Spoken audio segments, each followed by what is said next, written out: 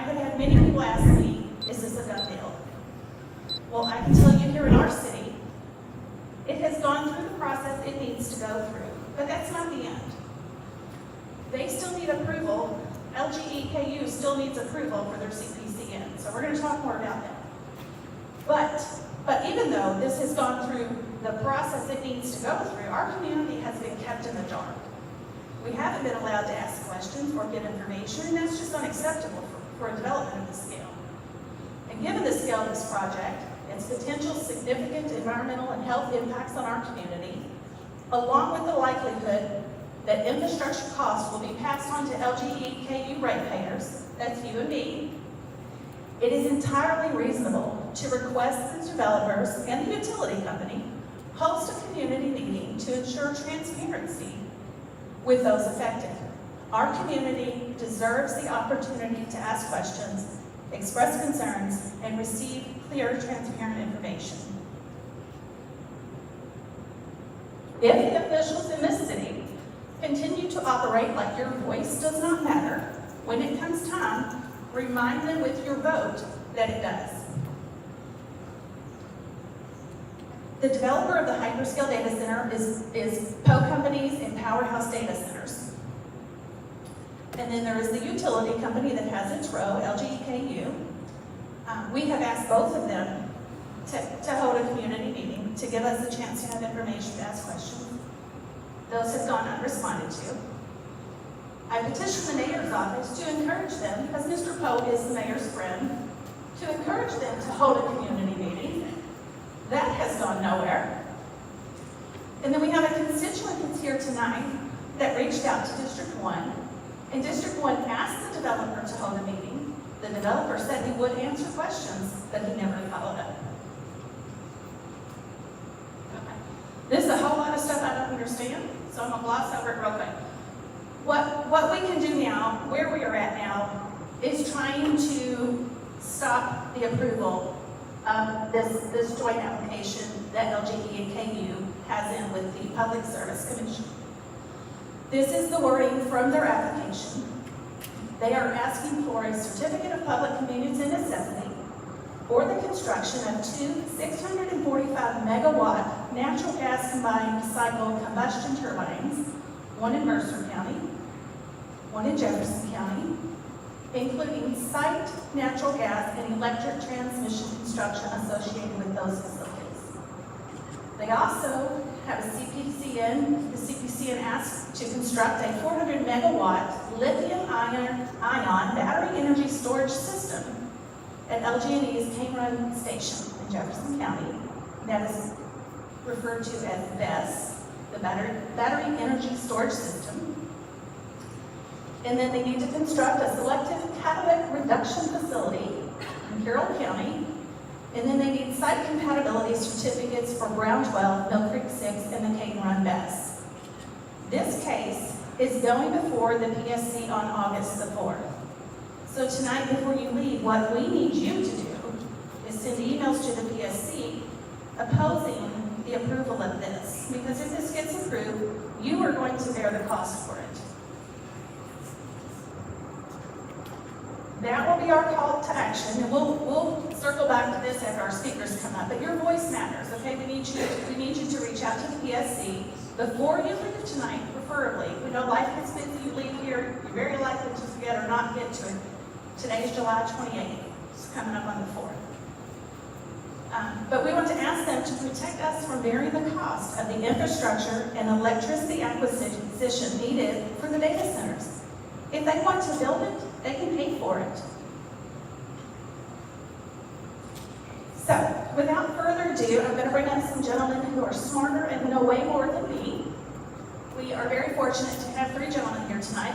We have Dr. David Hine, Ken Shapiro, and Rob Houchins. So I'm going to let them come up and give you more information about themselves. And again, as they speak, if you have questions, please jot them down on an index card and we'll collect those. Okay? Oh, Ken, come on in. Mr. Ken Shapiro.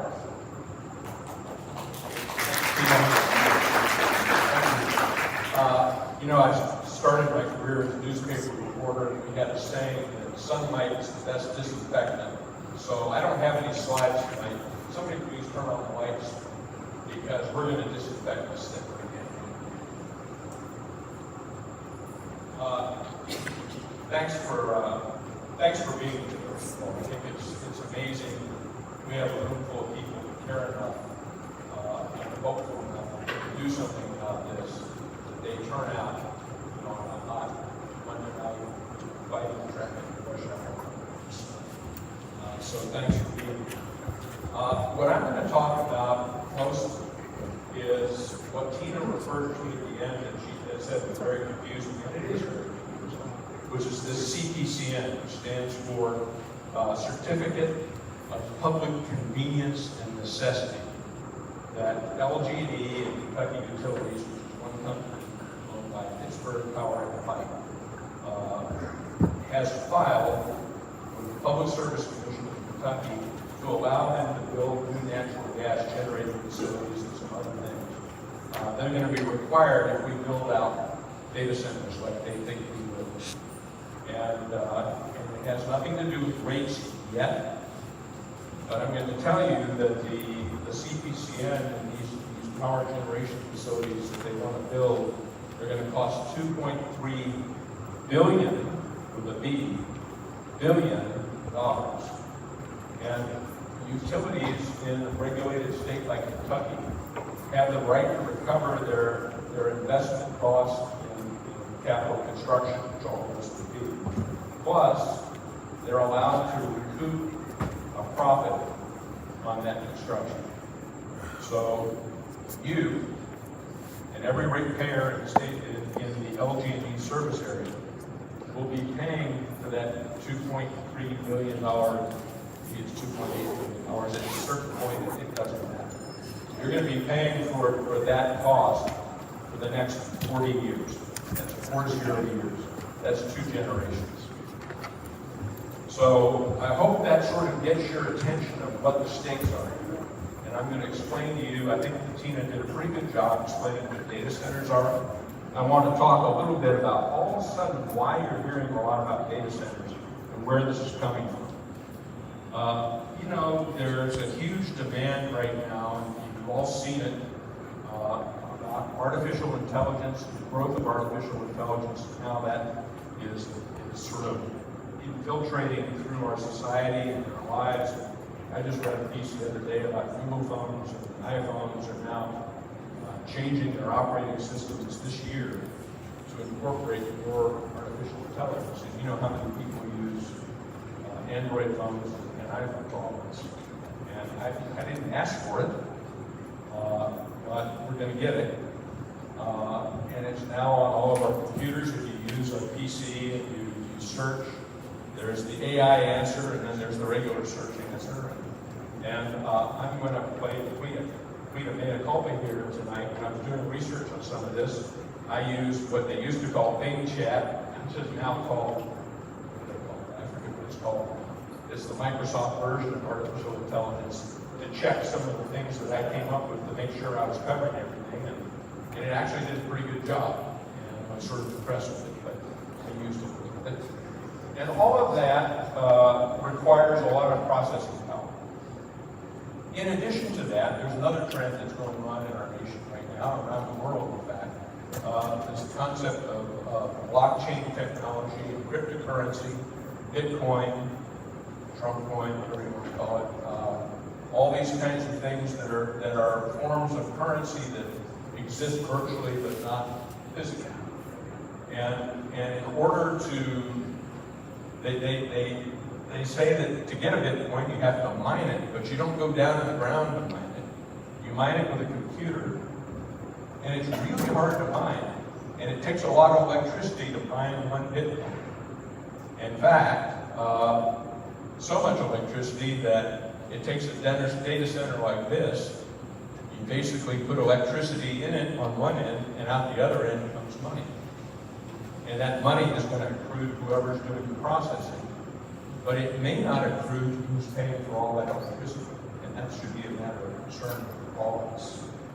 So those factors that are going on in our society right now is why there's a demand for these kinds of data centers in our country.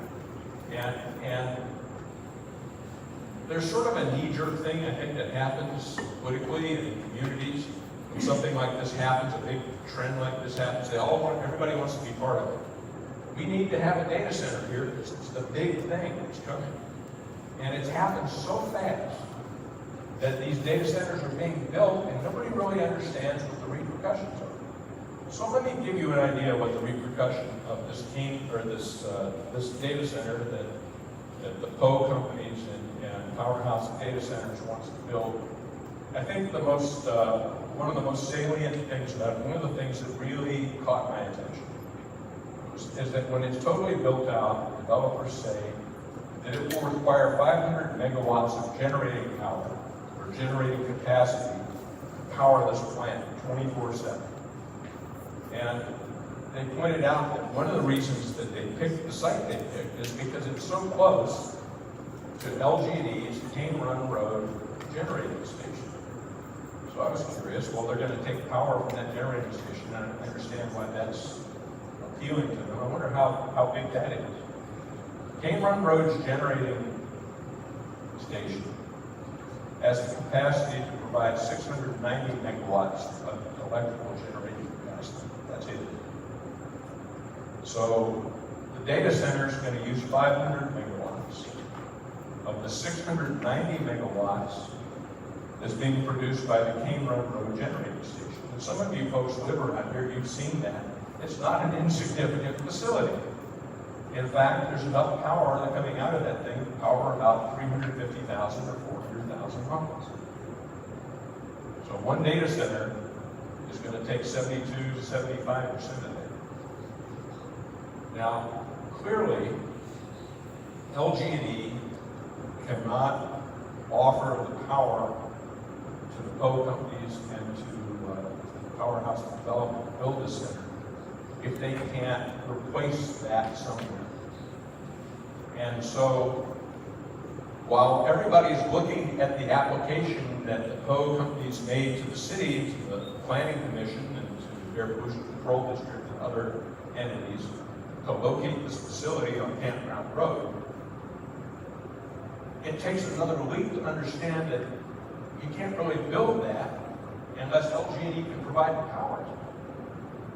And when you ask the PO companies, where are you going to get the power for this thing? Are you going to use solar? Are you going to use any kind of renewable resource at all? Is it all just going to be coal power, natural gas, fossil fuel powered energy? Their response has been, we're just a business. We use energy like anybody else. We just go to LG&E, and we went to LG&E, and LG&E said, we can provide you that power. Okay, that's all the responsibility we want to take. That's all the responsibility they want to take. In spite of the fact that these huge buildings with huge footprints and huge roofs, not even a mention of we could put solar panels on those roofs. Now that's not going to solve their energy need, but it would go some distance towards defraying the energy that they use. But they're not willing to do that. They're not willing to answer questions. I believe they were asked to come to this meeting. Is there anybody here from the companies or powerhouse development tonight? No? Really? Okay. So they didn't come here even though they were asked. Tina, you did answer. That means it's up to us, folks.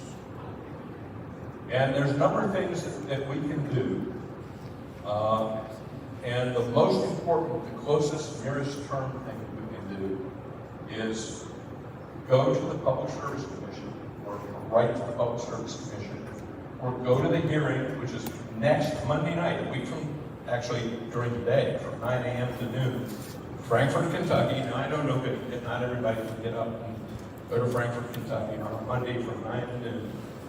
There will be people who will be there that I think will carry the water. But they need to hear from as many people as they can. And you can do this online. And we're going to share, there's some handouts in the back that show how the website you can go to and make your comments, the Public Service Commission. You can write them. It doesn't have to be long. Just numbers count. and they have to listen to you.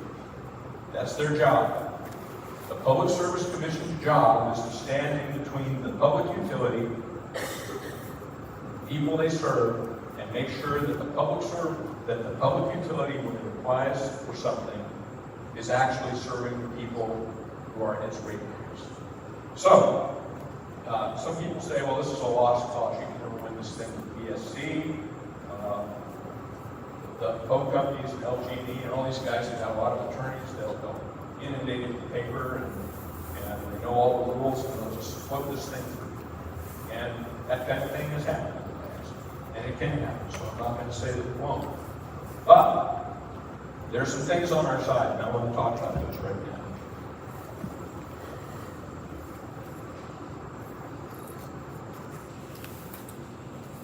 The number one thing that I think if you're going to write a letter or write a note, that you can say, is that LG&E's CPCN, and I know that's, saying Certificate of Public Convenience and Need is a big mouthful, but just say CPCN. And there's a case number that we're going to give you that's really important that you put on your note. That the LG&E application to build these power plants is deeply and fatally flawed. It has serious, fatal flaws to it that should cause the commissioners, the Public Service Commission to say, wait a minute, this thing is not really good for the ratepayers. That's their job, is to determine that. And let me give you some things to back that up. The building of these gas-powered turbines that LG&E proposes, if you dig into there, and a number of us have dug into it, if you dig into it and read the fine print, what it says is that the existing ratepayers, all of us here, everybody in the LG&E service area, we have reduced our electricity consumption by about 10% over the last 10 years. Our electric consumption is down. They also say in the fine print, when they do their projections, which they have to do as part of the CPCN, that they don't anticipate that our electric use is going to increase significantly over the next 10 years. Okay, so why do you want to build this? Well, they say, we have to meet all the needs of the community, and we project, is our estimate, that economic development in this area is going to necessitate the construction of 1.75 gigawatts of new electrical consumption, or new electrical generating capacity over the next 10 years.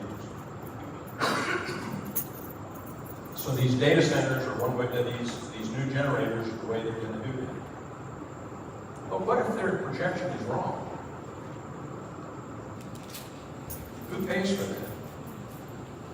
Ratepayers. You and I are going to pay for that. If there aren't huge data center growth in our area, or maybe there is growth, but maybe the technology for crunching this data changes, and all of a sudden it doesn't take 500 megawatts to do what they're doing in Campground Road. Maybe it takes 100 megawatts or 50 megawatts. There are new technologies coming online all the time, but we're going to be paying for these new generators, and they're going to be in our area for the next 40 years. Do any of you really believe that technology won't improve in the next 40 years to reduce the amount of consumption? Not only that, there's a lot of demand for these kind of data centers. So there's one that we know that they want to put on Campground Road, but another one of our speakers right over here, Mr. Housen, got his card, his first name John. I'm sorry, Rob Housen. He's going to speak next. From Oldham County. He and a number of concerned citizens just like you just stopped the data center in Oldham County. And they got the county fiscal court government there to enact a 6-month moratorium on approving any more so that they can understand what all this is all about and they can pass regulations that make sense. We need to do that here. So that's after we stop the CPCN or try to stop it next week, the next stop is City Hall. and our Metro Council and say, hey, we want to do what they did in Oakland County. We need to stop this for 6 months. We need to study it, understand it, what's going to happen here, and make sure that we are prepared for it, not just being rolled over by people who are getting over on us. So those are 2 things we can do. The LG&E application to build these data centers does not envision or foresee the possibility that there's going to be any regulations like the ones that are going to come up in Oakland County, the ones that we might come up with here or other places around our area. It might limit the number of data centers that come here, so that maybe we don't need all that generated capacity for data centers that will never come here, or that will be more limited in when we come here. Again, this is a 40-year decision, folks. There's no reason to rush into this. There's no reason for them to be building, for the Public Service Commission to be approving this plan before we really understand what the intent is. Now, let me tell you that there's a very real risk, if this does get approved, that all of us are going to be paying higher electric rates than we were before. The Washington Post story gave an example of communities like Columbus, Ohio, where once they put a mega data center in, they experienced brownouts, blackouts, and their electric rates went up just to support the data center by $340 a year. Now, that says something. $340 a year is not insignificant if you're struggling to get by, and power is I got 3 minutes. All right, you understand. Here's something else that's on our side.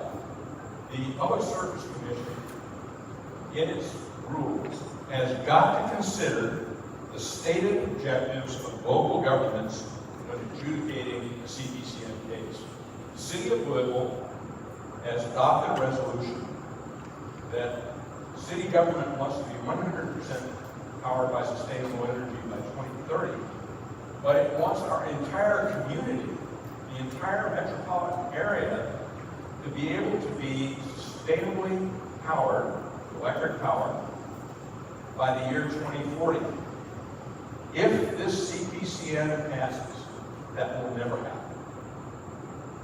Now, that was a democratically enacted provision that our metro government put in place, and it has not been considered by LG&E. In fact, they just ignored it. And the Public Service Commission has got to consider it. By law, they have to consider it, so bring that up.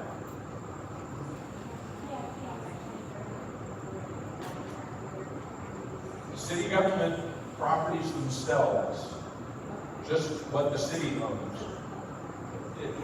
There's a resolution that those should be powered 100% sustainable energy by 2030. And the goal for the city of Louisville, the metro area, is to have everybody in the metro area, businesses and residences alike, have the ability to be 100% sustainably powered by the year 2030. Time's a ticket, it's 2025. If this passes, that will never happen. All of Jefferson County, all of Jefferson County, that's correct. The metro area. Will miss a renewable energy opportunity that comes, now is the time to do that. I know I'm running out of time here. There's going to be question and answer period later, so hold your questions. We'll answer them later.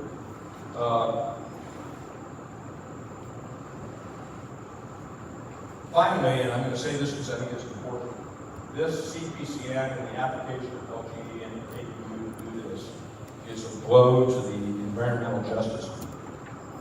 It's well documented that fossil fuels affect disproportionately urban areas or areas of high density, folks that are in modest means, as well as agricultural areas, rural areas that low incomes.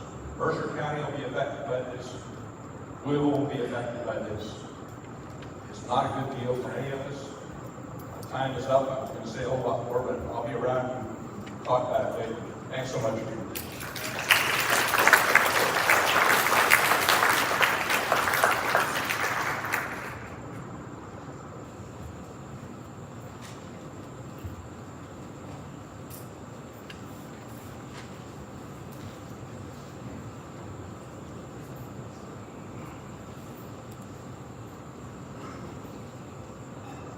So, thank you very much, Ken.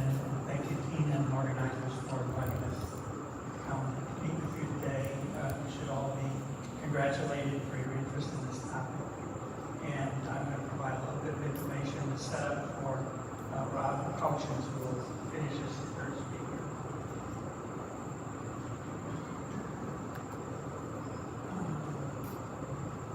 I think it's not a presentation.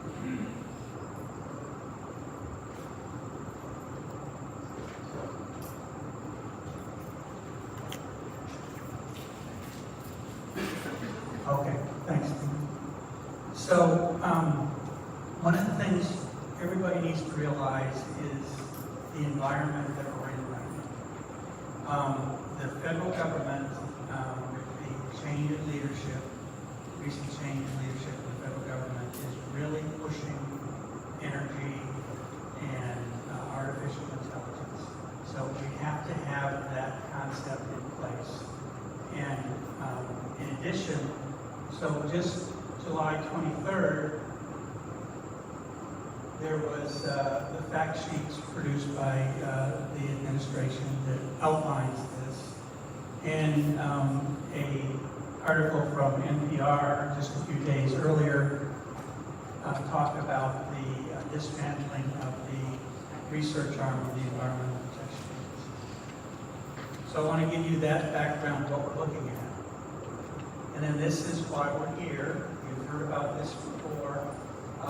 LG&E-KU proposed this massive, the article I saw was 3.7 billion for the power build out. And as we've heard from Ken, this is primarily, almost exclusively due to the projected data centers. So that the data centers and the power plant are linked. And I'm going to talk a little bit about both of them, but you have to understand they are linked. So, I am going to focus on the health impacts of, again, the linkage of the data center and the power plant expansion. Both of them lead to health impacts. The power plant expansion actually most likely produces more of a health impact than the data center itself. But the data center's impact will depend very much on how it's constructed and how it's regulated. And I'm going to talk about regulations.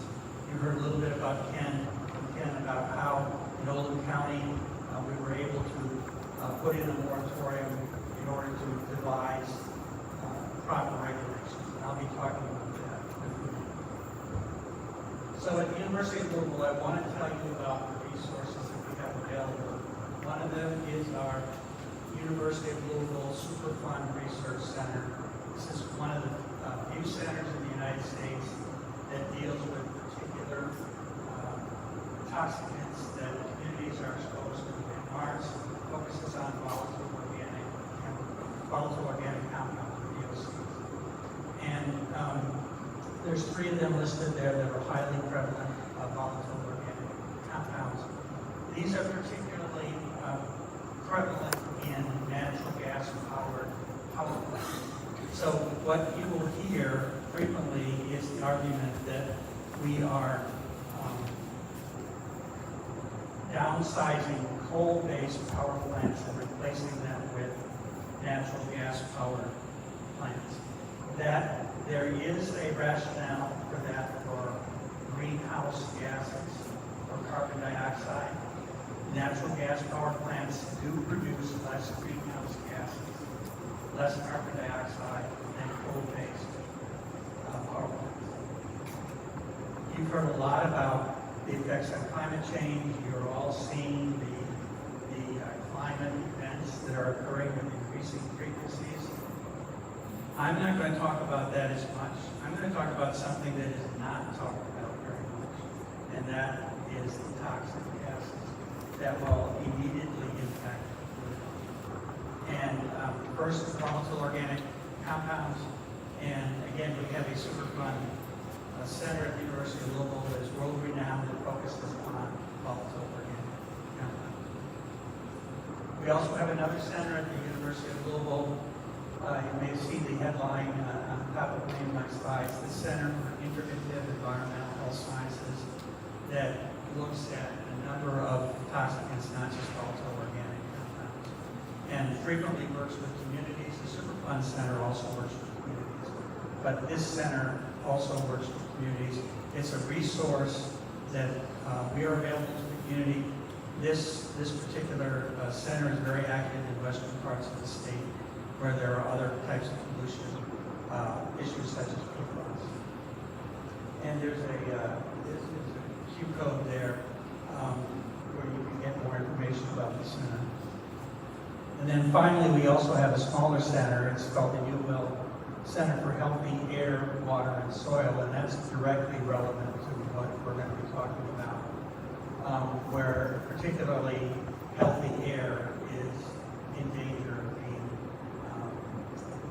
lost. And so this center deals with air toxics assessments and public tools to help you to understand where these toxic events are occurring, what their impact is. They also will describe effects on water and waterways. There are effects on waterways. In the interest of time, I'm not going to focus on that. I'm going to focus primarily on air pollution. And then there's the soil, the groundwater can be affected. And we want to have neighborhood scale analyses and community involvement. This group does that very much as well. So I'm going to focus on the public health implications, first of hyperscale data centers. Now, this is also linked to the power plant because as you heard, if you didn't have a proposed hyperscale data center, then you wouldn't need the proposed power plant because, as Ken mentioned, the citizens' electricity is actually decreasing. So let's focus a little bit on the data center, and it is true that the data center has passed through the zoning process approval in Jefferson County, but there are still opportunities to deal with the regulations that data center might have to adhere to. That's what's going on in Oldham County, and I'll give you a little bit more of that in a few minutes. So the key focus that I'm going to talk about are air pollution. I'm going to talk a little bit about chronic noise pollution. The air pollution is going to affect the entire region. Okay? It doesn't matter where you're. The noise pollution, and there's also light pollution, that's more local. That's going to affect more people that are living close by to the data center. They disproportionately affect vulnerable groups. There's actually regulations from the federal government that these sorts of data centers should be avoided in places with high cancer rates. And that is an argument against putting it in this site. And so, and as Ken mentioned, that does bring up environmental justice concerns as well. This is very rapidly growing, so everybody wants to do sustainability initiatives, but the AI initiatives are just working. And, we can talk about solar and wind, but the speed at which these data centers are being constructed, and they need the energy, and it's the states, actually the federal government and the state feel that the only way that this can be done, managed at this time, is by increasing fossil fuel power plants, and they're focusing on natural gas. And so there is an urgent need for proactive policy, for stricter regulations. I'll talk about that a little bit. And here's a point that I'm really going to emphasize: mandatory health impact assessments. It's been brought up that there are many community groups across the country that are fighting data centers. In almost all of those data centers, and also beginning in Oldham County, human health impacts were not even on the radar. Okay, the moratorium didn't even address looking at human health impacts.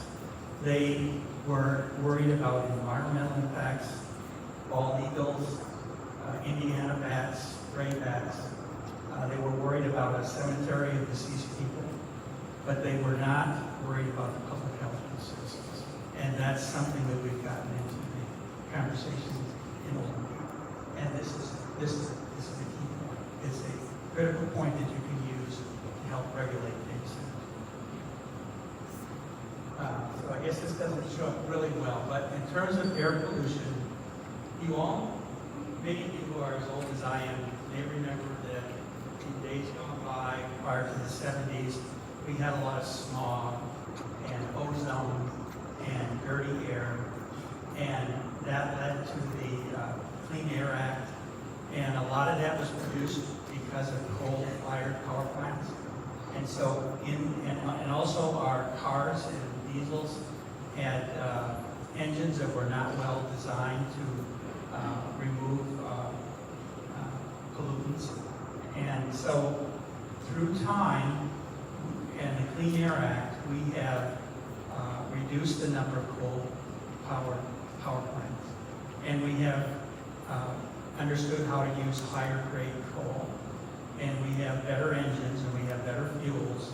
And so, for the most part, the Clean Air Act worked, and we have cleaner air than we had many years ago. The danger is that this is going to be reversed, and that's what we have to prevent. So, one of the points I want to bring up is, so in the past you could actually see the air pollution, okay? You could see the smog, you could see the ozone. But after now 20, 30 years of research, we understand the constituents of that air pollution. And you don't have to see it to know it's harmful. And one of the most harmful chemicals, toxic chemicals that comes from any fossil fuel power plant is particulate matter. And that particulate matter can travel large distances. That's why I'm telling you that for air pollution, it's not just a local matter, it's the entire region.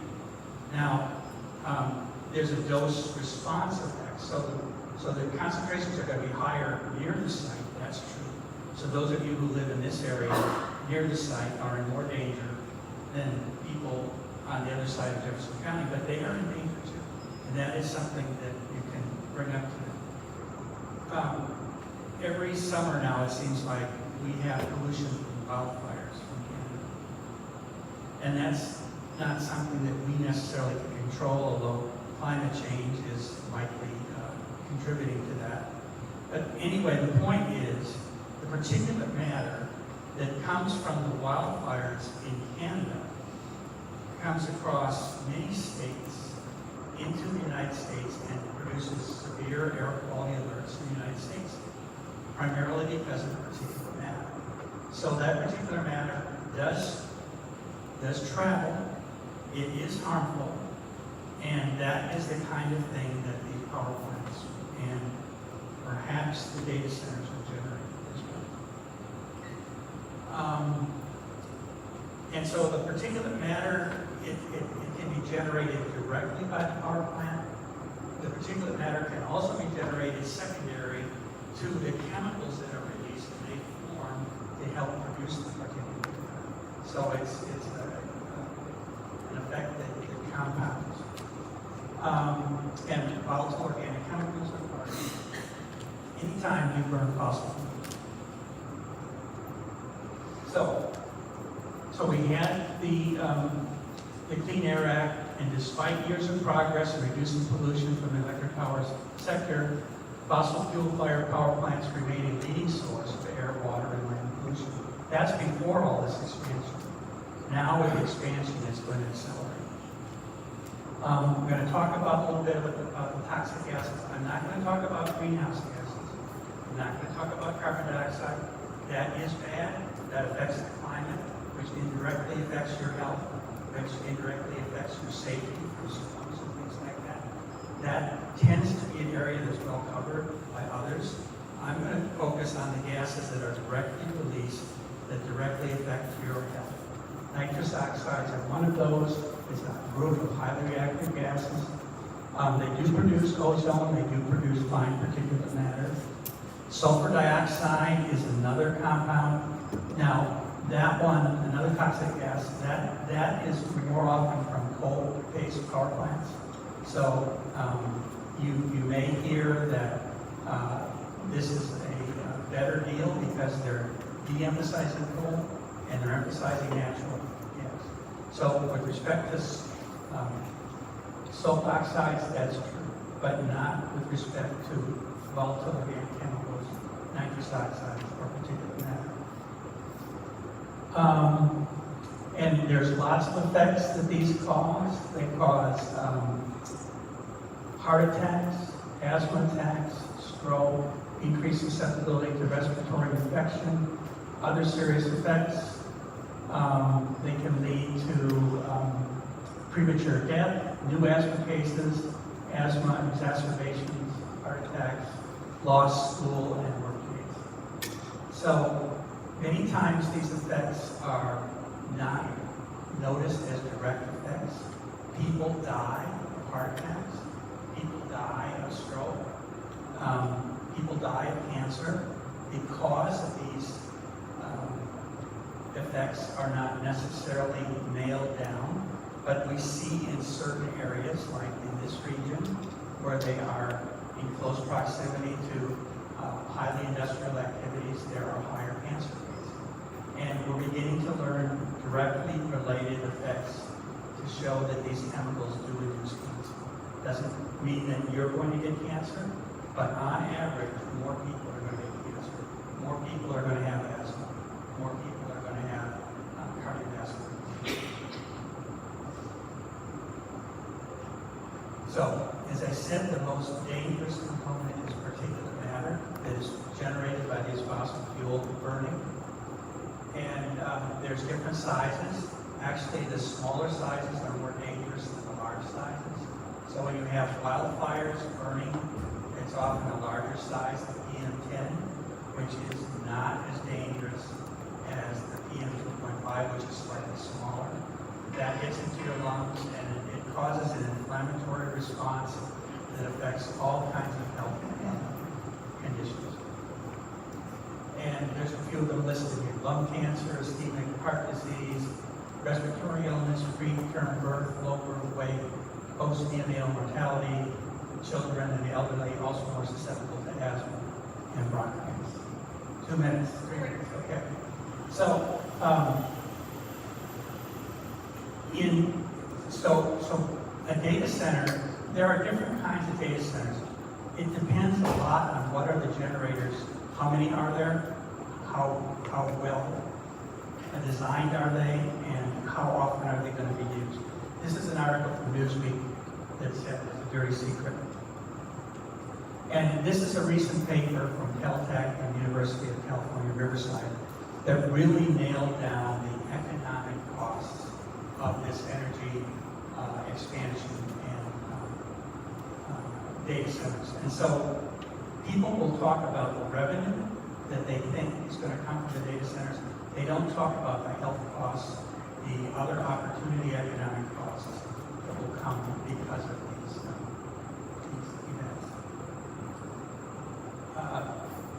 events. That QR code is to a podcast where one of the leading scientists in the country, Dr. Pope, described the 6-city study and the major studies that were done many years ago to show the convincing evidence that air pollution led to increased death. It was deadly. And they, as it says here in this little paragraph here, the government and the industry fought them tooth and nail. And so there is a book that he's put out that describes what happened. And we're going through the same thing again. History repeats itself. Noise, I'm not going to talk a lot about noise, but if you look at the effects on the bottom there, sleep disturbances, headaches, migraines, stress, anxiety, panic attacks, cardiovascular risk, hearing loss, that's included in the $20 billion per year pollution-related costs. Again, that's more for the local.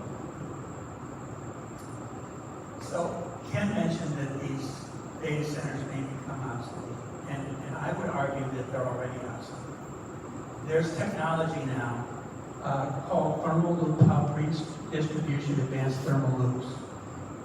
So a major part of the energy need is to cool the servers, which get very hot. When you have thousands of servers, you need to cool them.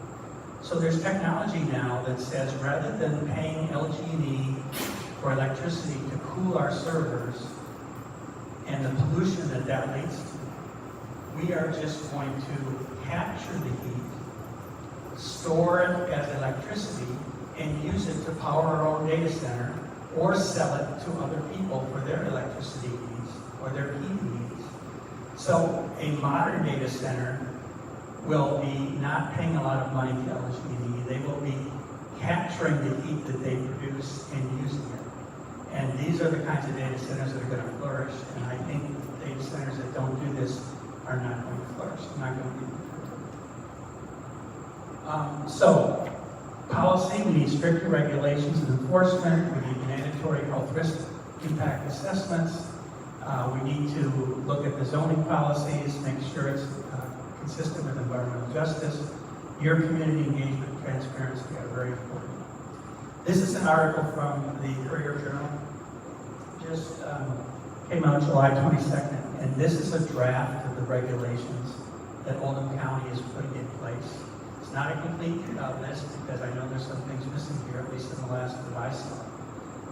So these are the kinds of regulations that Oldham County has convinced their county leadership to consider for a new data center. So these are the kinds of regulations that you should urge your Jefferson County to do as well. And I want to mention at the bottom there, it says health impact studies would be required. This is I understand, the only data center where that's the case. So just in summary, everything I've just said, and I encourage you, obviously you're going to want to fight this proposed expansion, but I also want you to think about regulations.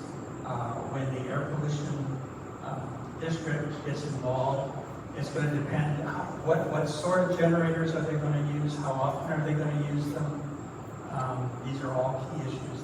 And how are they going to cool the servers, how much water are they going to use? These are all key issues. So with that, thank you very much, and I'll be available for questions.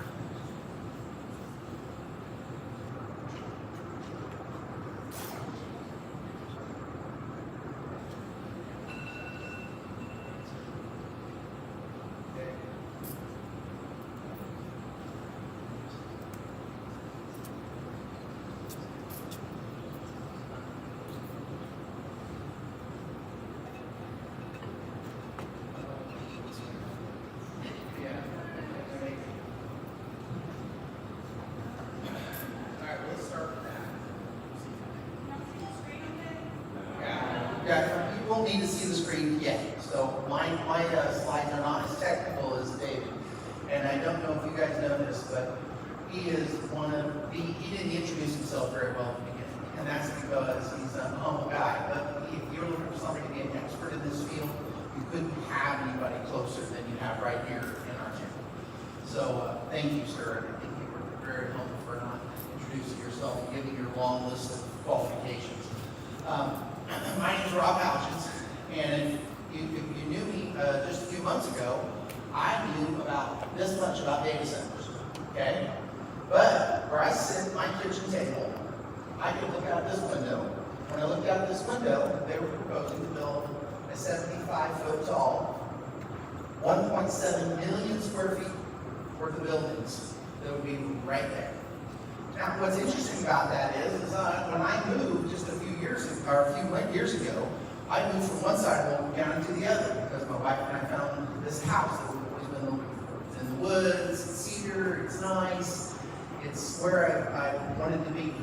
And here's what's interesting about it, is I served on the Board of Adjustments. So I served in planning and zoning in our government for years. So before I moved, guess what I did?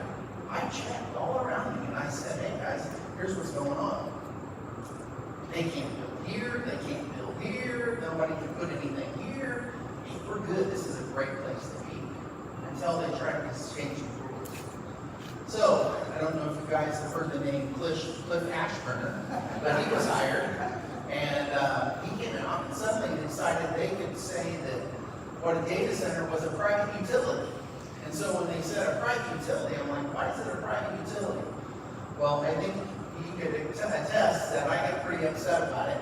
And I filed an appeal and took it before court. And you could actually see it, June 19th, Board of Adjustment, Oakland County.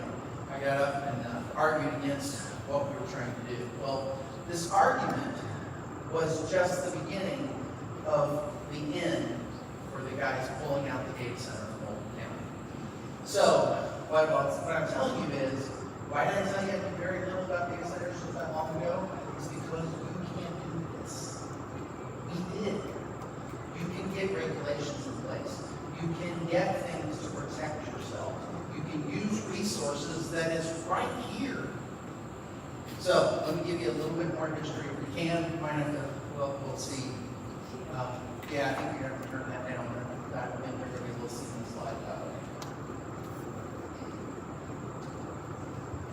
So, I'm going to give you a little bit about what we did. We immediately started, a group of neighbors got together and said, what are we going to do about this?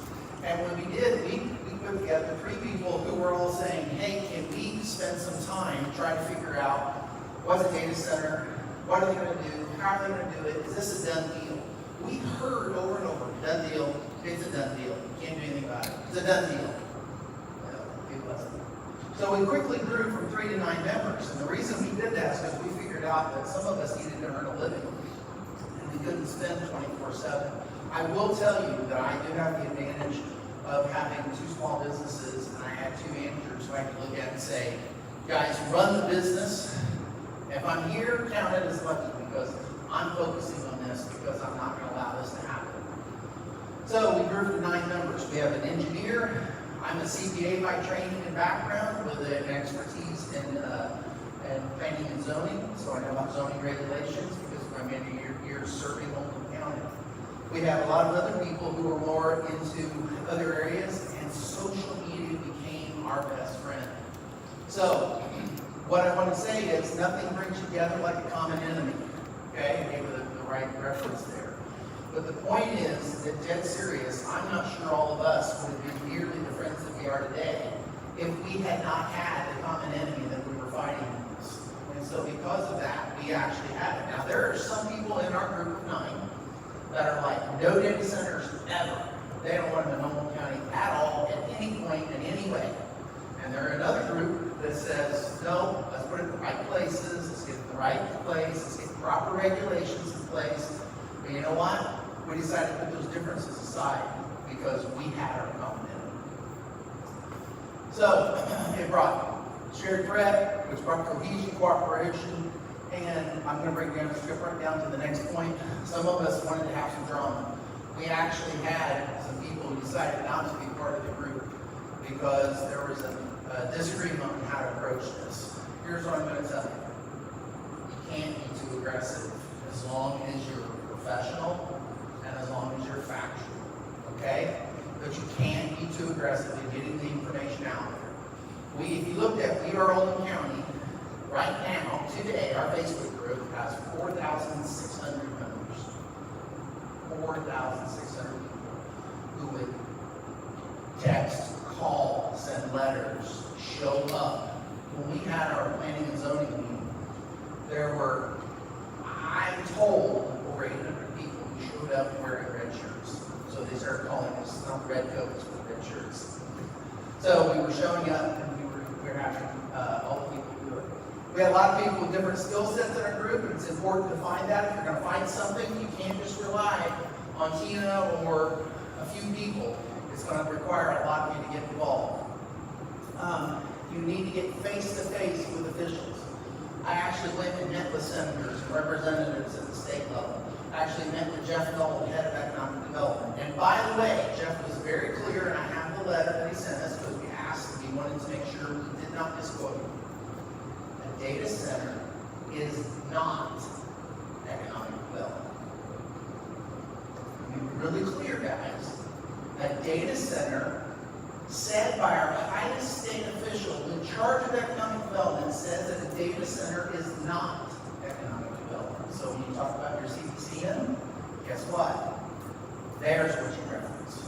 You reference that. Now, he did go on to say, but if a community wants a data center because it does provide a tax base, then it could be considered economic development if they want to. But it's all about what the local community wants.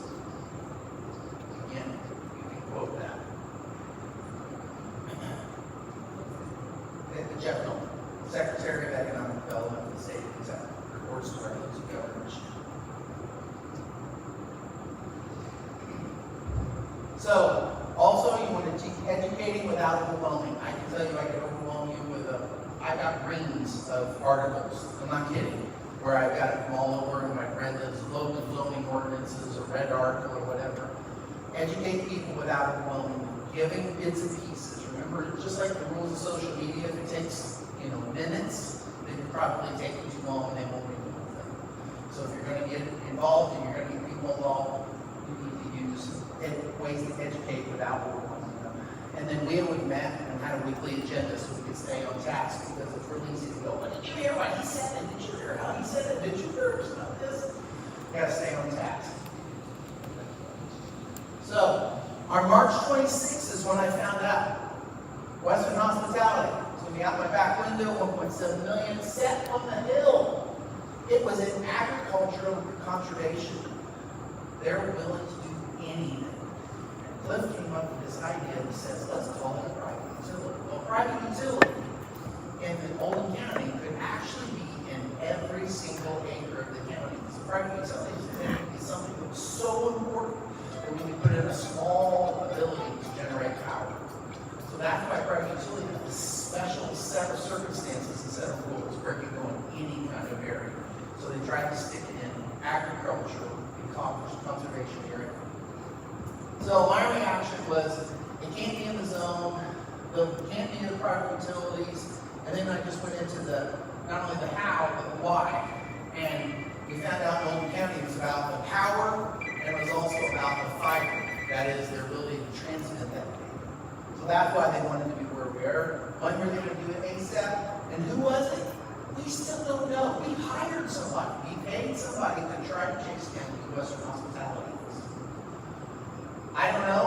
Still don't know. Probably will never know. But here's what I do know. Who is going to gain from this? Who? Well, I can tell you, BPL, which owns LG&E, if they can generate more power plants, which generate more power, and let's say they're allowed to earn a certain return on their investment, as you so eloquently said, then if they can generate more, they can earn more. So they're all for it. They're the ones that's going to win. Data centers are going to win. But when you put 1.7 million square feet, look, if you build a building, let's say you put 20,000 square feet down the road here, and you're going to put a business in it, and let's say you don't do very well, and in 2 years you go bankrupt. What's going to happen to that building? It's going to be, you're going to take your stuff out, somebody else will put their stuff in, and it's just like you bought your house. You buy a house, you sell your house, somebody else moves in, okay? In and out, in and out. Data centers aren't like that. Their structure is such that the structure builds, and it cannot just be turned into something else. So now you end up with this eyesore as well. So, what the heck do we do? You need the community to know. I'm glad you guys are brave enough and smart enough and care enough to show up and be here. need a lot more than this. You need to engage your friends, your family, your neighbors. We use Facebook, and it went from short little videos. You could go on our Facebook, we are Oldham County, and you could look at it and you could see, wow, here's Rob saying, hey, come to this Tuesday. Here's what this meeting is. Here's what time it is. Wear your red shirt and show up. We use Facebook to its full capabilities. It's free. We're able to use call to actions. We wear red shirts. Dollars. We created a 501 nonprofit. We're able to set it up. We're able to get donations, and we're able to actually make them tax deductible. I will flat out tell you, we had a couple of large donors who stepped up to the plate. All they asked is that they not be named. Give them that right. If they're going to give you the money to help, just go with it. Okay? So, what do we need them for? One of the things that the current judge executive did was he was making a comment about, I couldn't believe when he went down 53, which is the highway that runs just north of LaGrange, there's a sign in every single yard. How could that be possible? Well, it's possible because we were involved. We offered them at the local coffee house. People could stop by easily, pick one up, and put it up.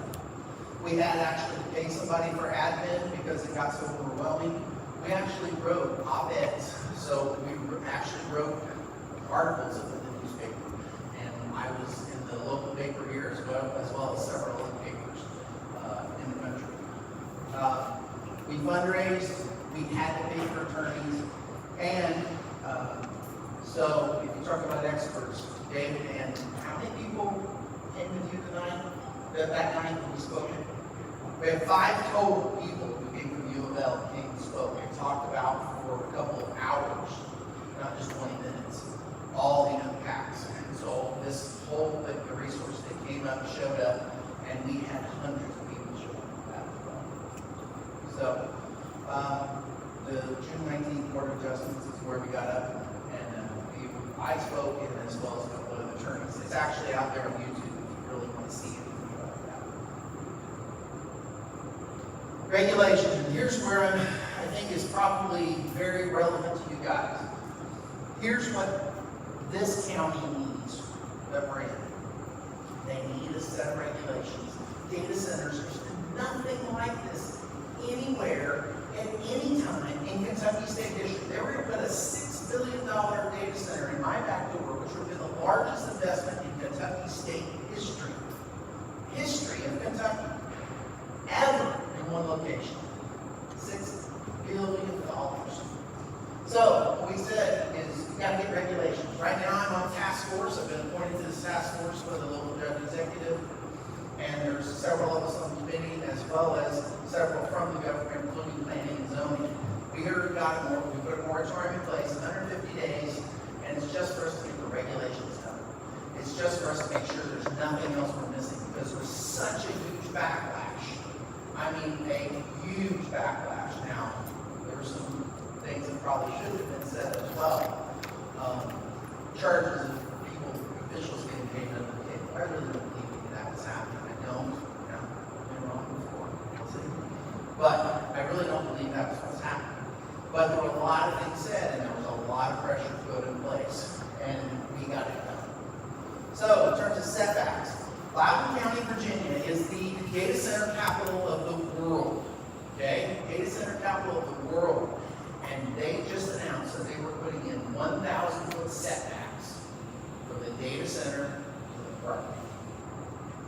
The data center wall, the actual building, to the property.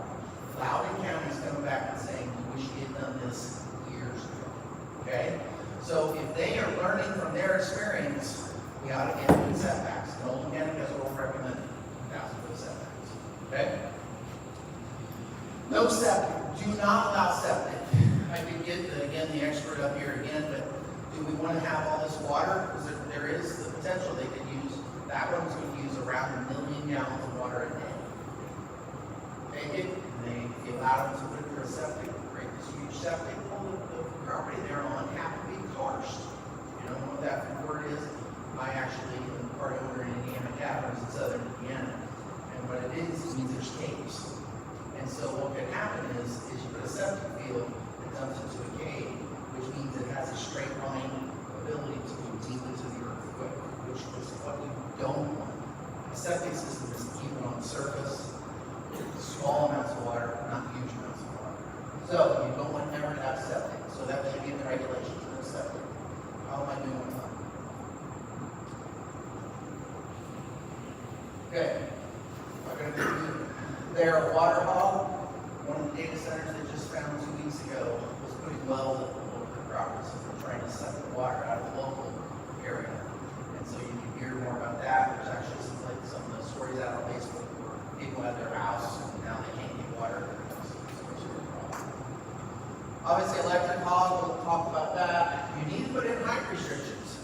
Believe it or not, they're talking about 100, 120 foot buildings now. That's height. That's height. So you want to talk about something sticking out in our environment, and if you go down the street, you can see that. They must use top-tier technology and diesel storage. These two go together. What they're not showing you when they show you a rendering, and here's the buildings, they're not showing you what kind of generation that they may have there. They are going to put 150 diesel generators at the site that we're going to put behind my house. 150. Now, if you're putting, these are the size of a semi. These are like 30, 40, 50 feet long. These generators, if you have 150 of them running at a time, they're burning up thousands and thousands of gallons of diesel per hour. Per hour. And we know from other areas of the country that what they do is the local power will say, hey, it's a high demand because it's hot, turn on your generators. You mentioned 150 diesel generators running. Now let's go to the next part. How many thousands and thousands and thousands of gallons are they going to need? We could never get an answer. Were they going to store on site? We're not talking about your local gas station. We're not talking about, I mean, this is gigantic that they're talking about. You must have it where you know exactly how much they're permitted to use. You must have rules in place for diesel and how much diesel they can store on site. A reclamation fund, what happens if it needs to be reclaimed? The comments that were first made about what they're doing and what could happen, look, if we know anything, technology changes, okay? They may come up with a new hybrid of corn, but that's a small change. What we're talking about with this is it's pure technology. If there's anything I know that they're saying that the phone that's in my pocket sure does a lot more than the first ones came out and a lot more than computers did before that. If anything is going to change, it's technology. These are all technology based. And the concept of suddenly using 5 or 10% of the power that it originally was set up for is absolutely real. And that's why I advocate that if there's usually a discount given to a constant user, I advocate for a tax on that just to back to the ratepayers, or to set aside a fund to protect the rate covers. So if you and I pay 12 cents a unit for electricity, what you could say is a data center is probably going to get it for like 8. They're probably going to get a third off their rate, okay, because they use it 24/7 on the system. So if they do that, all I'm suggesting is a tax on the discount, just a tax on the discount. So instead of giving 33%, maybe we get 5 or 6%. That's my proposal. And if you look at Ohio, they've also put in what they call rate tariff there, where if you don't use all the power you got in your power commitment, because that's what LG&E does. You've asked for this much power, we'll give you a power commitment that we will provide that much.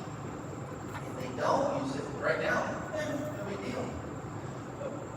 PUCO, power utility in Ohio, came back and said, if you don't use 85%, we're actually charging a tariff tax on that. It's allowed, so we don't pay for that electricity. Don't allow them to use local bonds.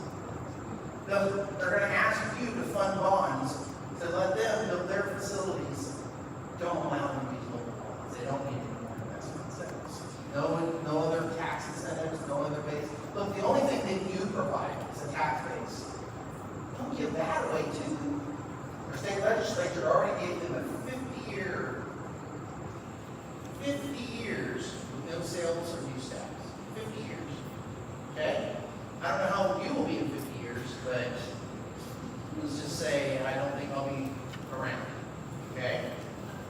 So, 50 years on that, don't let them give any other incentives. No other incentives. No other incentives. Environmental, I don't think that's my area to speak to. Okay, here's what you do. Know your goals. Get together, decide, get a focus group, figure out where you want to go. If you want to fight, you gotta have a plan. Okay? You need to get specific zoning regulations in place. For us, they try to use the loophole of private utilities. You gotta engage. You gotta post to Facebook every day. Use outside opinion and thought leaders, and use an agenda for all your meetings. One more? I know I heard it. Don't give up. Don't give in. Don't be generic. Be specific. And don't exaggerate either. Okay? It's real easy when you want to fight to argue in a way that you exaggerate your point. If it's 5 pounds, call it 5. Don't call it 6. Call it 5. You lose credibility if you exaggerate. We had some people in Old County that were trying to exaggerate sometimes. Use true facts. Don't lose your credibility. That gives them the opposition, and we will lose members, and we'll stop growing. I think that's good enough for now. Again, I appreciate you guys all being here. It's important.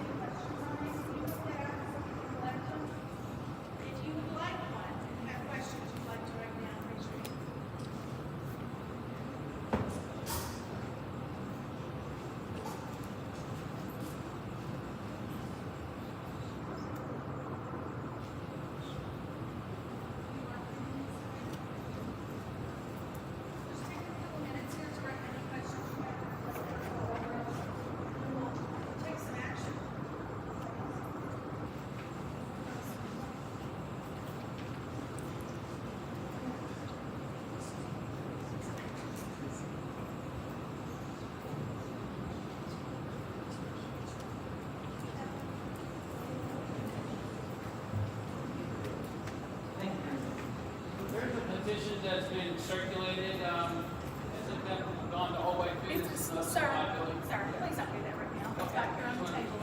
You can catch people after the meeting.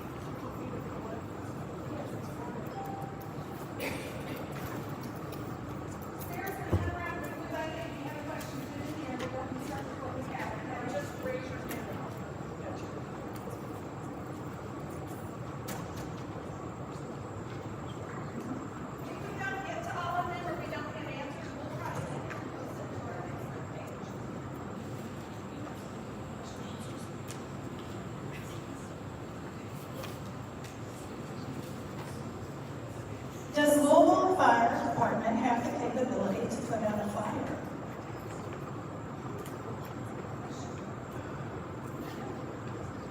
So that is an interesting question, and I think really has to go back, especially to battery storage. They go to the battery storage, and then they go to the different kinds of batteries. The capability of some of that is really important. I don't know the specifics, but I know it requires a much greater deal of fire suppression and ability to fight those fires. So yeah, even if you got tax base with tax dollars, you'll need to invest that very quickly to make sure you have the right kind of ability. Because if we want to talk about an environmental problem, imagine if there's a fire in a place like this and they can't get it out. And then, does anyone know, has there been a study into the water rate increase?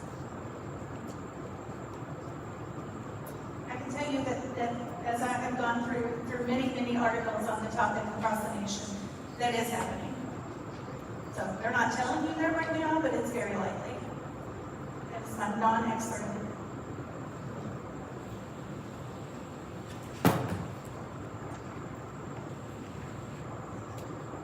Means if it's very likely that our water bills will increase. They increase regularly anyway, so you probably wouldn't know the difference. I know one person that I spoke to suspected maybe that's why they went to monthly billing.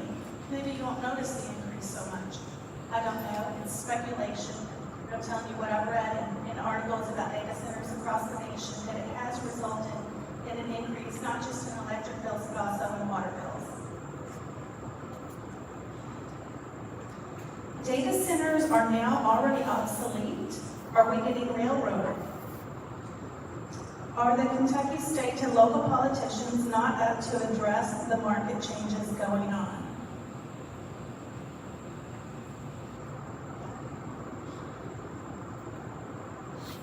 I was maybe being a bit sarcastic. It's my opinion that this new technology will make the old data centers obsolete. But that is not a general knowledge yet. These data centers that use this thermal looping technology are prevalent in Europe. They're not prevalent here yet. And I don't believe they're being incorporated into the designs, but as you'll find out, very frequently there are very little information given about the design of the data center, how much water they're going to use, whether they're going to use a closed loop, or whether they're going to emphasize air conditioning or water conditioning. Those details just aren't available. So it's my opinion, not a fact, it's my opinion that it's much more profitable for data centers to capture and reuse their heat, as opposed to paying all the money to LG&E to cool it. And I think that there are other technologies that may come around as well. But, and as has been brought up several times, if there's one thing that's going to change, it's technology.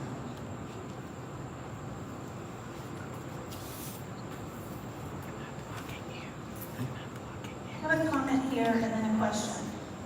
During the zoning hearing, a company next door to the proposed site said that they are concerned because if the data center catches fire and spreads to them, everything would be leveled because it was a supply company, are in the top 5 of hazmat rooms in the country.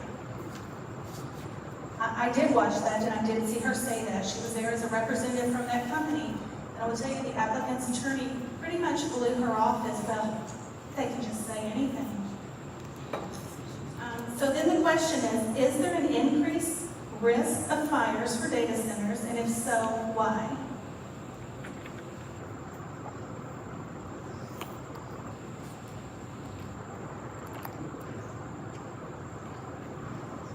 I'm not an expert, but there is one area of data centers that could increase the incidence of fires.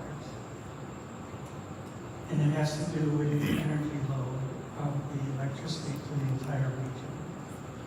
And the data center is the big elephant in the room. When they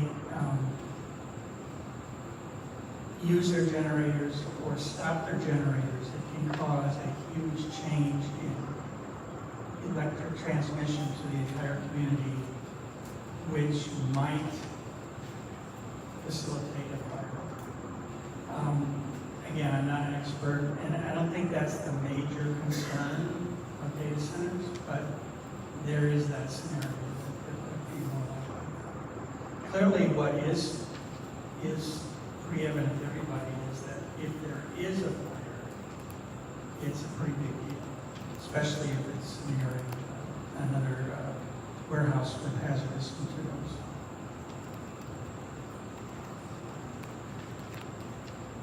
I think the real issue here is not what we know, but what we don't know. And one of the biggest problems about this data center and other data centers is that there's very little information. We don't know what kind of backup. We know that they're going to have diesel generators, above ground diesel storage sites. We don't know how big they're going to be. We don't know what kind of generators are going to be or how many megawatts they're going to be. We do know that it is very interesting that in the LG&E-KU CPCN, there is money for a 400 megawatt hour lithium-ion battery storage facility at the Cane Run Road generator site, which is a natural gas site. You don't think of natural gas generators needing battery storage backup. But it's entirely possible that that 400 megawatts of battery backup at LG&E's Cane site is really intended to back up that data center. And again, you're going to be asked to pay for that, but we don't know.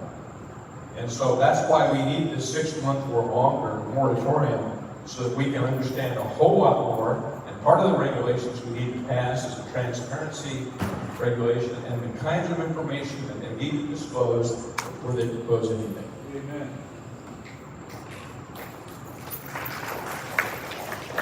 Thank you, Ken. Thank you, Dr. Allen. Okay, what public subsidies might this data center get? I can take, we already know that the state legislatures have given them a significant tax break. When I heard back from Jeff O'Brien, who is with the Louisville Metro Economic Development Department, he responded back that there's no incentives or anything like that involved in this data center. However, his very next statement left room for the possibility that they just haven't been introduced yet. So the answer is we really don't know. Right now they're telling us there's nothing, but we don't know what's to come. I want to add anything to that? This was another one about fire, which I think we may have kind of covered. If it caught fire, how likely would it be that the rubber town, DuPont, et cetera, will be affected? We saw the picture. It's a very highly industrialized area. It could be devastating for our community. Is there any way to stop them from building the data center completely?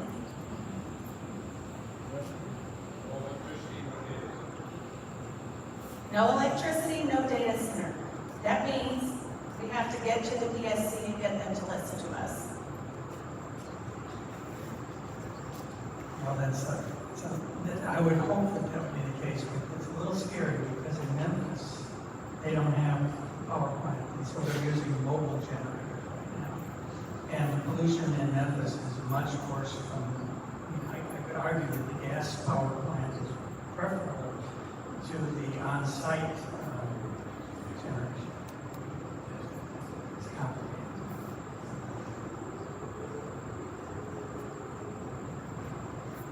It was stated at one point that massive data centers such as these do not count as economic development. How many people are expected to be employed at these data centers in exchange for the absurd investment expected by local ratepayers? So what we're talking about with the data centers is there would be people on site who would be able to, if the server went out, because everything's going to be backed up. They would come in very quickly and within a very short period of time, like hours, replace entire banks of these pieces of equipment. So the amount of employment would be a couple dozen. We're talking about.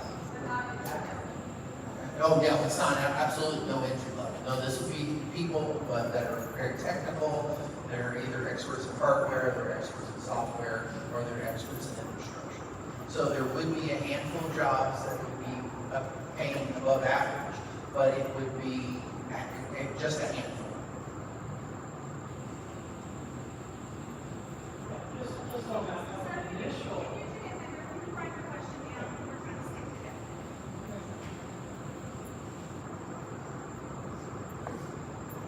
Where is the Mill Creek Generation Station in this discussion?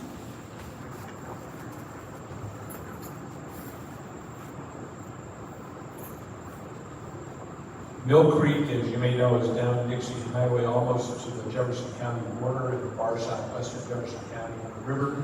It is where LG&E proposes to put one of its 640 megawatt combined cycle gas generating facilities. So that's where it is. It is right down there. Is the Federal Energy Regulatory Commission involved?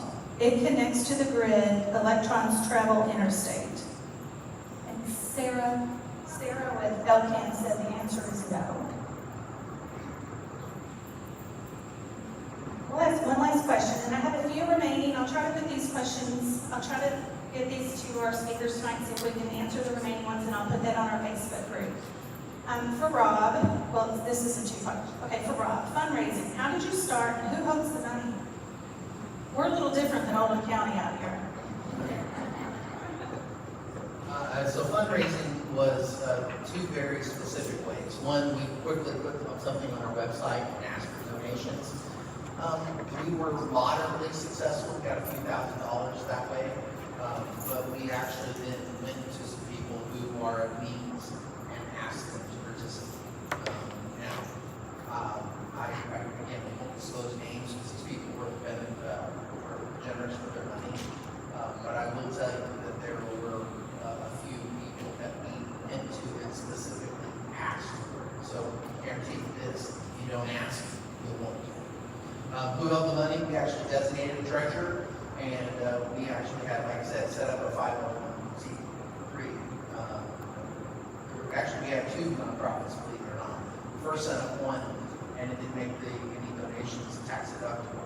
So we set up a different one that made it tax deductible. So that was part of our learning curve of figuring out that we set up the wrong one to begin with. And so when we did that, we actually had somebody in our weekly focus group meetings who talked about how much money was in the bank, how much was spent that week.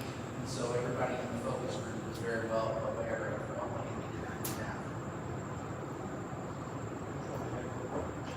I just want to add to that locally. A week is not long enough to raise the money we need to fight the CPCN. But you should know, do not despair. There are two really strong entities that are intervening in this case. The Sierra Club and the Metropolitan Housing Coalition are intervening. And I think the Kentucky Resource Center is serving as their attorney. That's correct. So they've got lawyers, they've got experts, they're submitting testimony, they're fighting this. Also, Kentuckians for the Commonwealth, which is a statewide group, is fighting this, and I guess it's Kentucky, Sierra Club. Sierra Club is fighting this, and they have lawyers, and they're well funded. And so there are a number of interveners, but they still need to hear from us. And it doesn't mean we don't need to raise money like Mr. Housen was talking about. We do, because this is a long-term problem.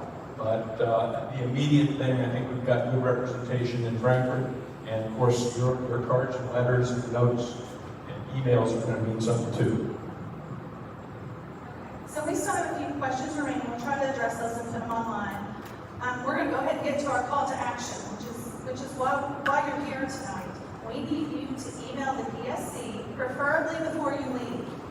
We have volunteers here that are able to help you if you need help. If you're one of those people, can you stand up or raise your hand? Martina?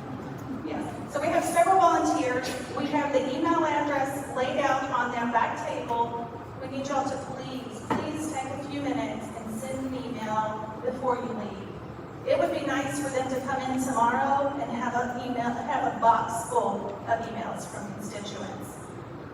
I don't know about you, but I was born and raised in the South End, and sometimes they treat us like we don't matter, but we do matter, and we deserve to be heard. And then one last charge, okay? We need you to go ahead and do this, and you have a few days left to go home and get 5 friends or family members to do the same. If you don't follow us on Facebook, it's Global Metro Watchdog Alliance. We have put all the instructions on there, the email, the contact form, everything that you need to make this as easy as possible. So please use that resource, okay?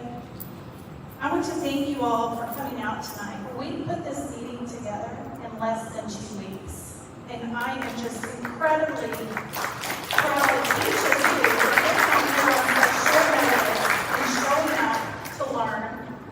I am especially grateful for our speakers who also agreed to show up on very short notice. I'm sure they're not even so thank you, Dr. Conley, Rob Houchins, Ken Shapiro. We really appreciate you all coming out tonight. They're going to stick around for a few minutes, I believe, most of them. I'll see if we can get their slideshows and share those online if they're okay with that. But if you have questions, try to catch up with them before they leave. But most importantly, please send an email before you leave. If you need help with wording, if you don't know what to say, you have to include the case number. We have all that information on that back table there, okay? Thank you all so much for coming out tonight. Oh, Ebony had an announcement. Thank you. Just really quick, my name is Ebony Cochran. I am with REACT, Rubbertown Emergency Action. We're a group that works on environmental justice. But wanted to make a quick announcement. We are currently in the middle of a campaign that targets Anderson Wood, which is a wood processing facility in the Parkland neighborhood of Louisville. Catches on fire, has caught on fire, has had an explosion. Wood dust everywhere. It's affecting the residents of Parkland, and we need people to pack the room at the next air pollution control district. We just need bodies in the room. You can speak if you want to, but we need people to support Parkland residents who are going to be speaking about the impact of this place, Anderson Wood. August the 20th, 10 o'clock a.m., 701 West Ormsby in the big yellow building. Follow REACT on Instagram and Facebook, and you can see me afterward if I went too fast. So, guess what? Good question. We have free t-shirts. If you put your body in that room, we've got the t-shirt for you. If you get there later, wear a black t-shirt. August the 20th, which is a Wednesday. Okay, thanks. 10 o'clock a.m. at 701 West Ormsby. Thanks. Okay, thank you all again for being here. It's that action. We're going to take a moment to thank our speakers, our helpers, Ali. Can you stand up? Ali, Sarah Cunningham, Martina Kanicki. These ladies and these speakers made this possible on a very, very short notice. So thank you all again.